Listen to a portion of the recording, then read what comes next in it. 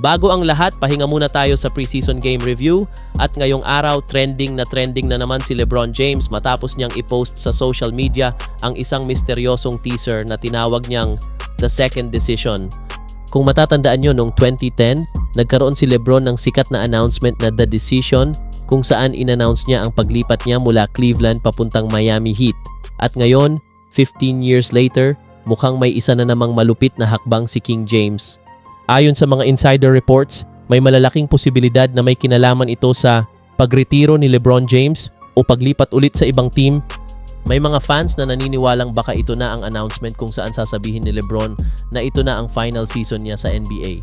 Pero may ilan din na nagsasabi na baka i-announce niya ang bagong documentary o partnership project na konektado sa kanyang legacy.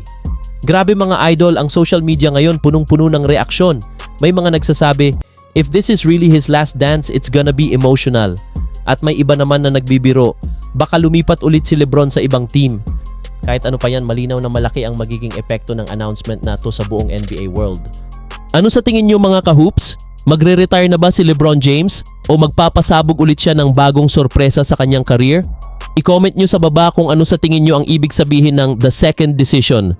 At syempre, huwag kalimutang i-like ang video na to, mag-subscribe at i-on ang notification bell para lagi kayong updated sa mga pinakamainit na NBA news, rumors at game reviews. Peace out!